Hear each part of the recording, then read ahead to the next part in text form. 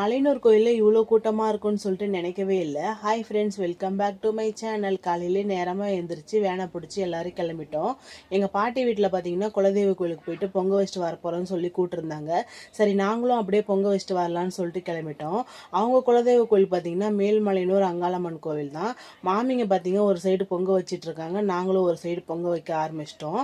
ஆடி மாதத்தில் ஞாயிற்றுக்கிழமை மணிக்கு வந்தனால கோயில் பார்த்தீங்கன்னா செம கூட்டமாக இருந்துச்சு. உள்ளே போனதுக்கப்புறம் பார்த்தீங்கன்னா நெக்கு கூட இடம் இல்லை, அவ்வளோ கூட்டமாக இருந்துச்சு. இந்த கூட்டத்தில் போய் சாமியை பார்த்துட்டு வரத்துக்கு 2 நாள் ஆகிடும் போல். அதனால் வெளியிலே இருந்து சாமியை கும்பிட்டு வந்துட்டோம். எப்படியோ ஒரு வழியாக இந்த கூட்டத்தில் ஒரு இடத்தையும் பிடிச்சி செட்டில் ஆகிட்டோம். அப்படியே செஞ்ச சக்கரை பொங்கலையும் சாப்பிட்டுட்டு கொஞ்ச நேரம் ரெஸ்ட் எடுத்துகிட்டு அங்கேருந்து கிளம்பிட்டோம். வர வழியில் பார்த்தீங்கன்னா ஹோட்டல் போய் மதிய சாப்பாடையும் சாப்பிட்டு முடிச்சாச்சு. எப்பயுமே மலையனூர் கோயிலுக்கு போயிட்டு வரும்போது பார்த்தீங்கன்னா தும்பூர் நாகாத்தம்மன் கோயிலுக்கு போயிட்டு வருவோம். இந்த வாட்டியும் பார்த்தீங்கன்னா நாங்கள் வரும்போது தும்பூர் நாகாத்தம்மன் கோயிலுக்கு போயிட்டு சாமியெல்லாம் பார்த்துட்டு அங்கேருந்து கிளம்பி வீட்டுக்கு வந்துட்டோம்.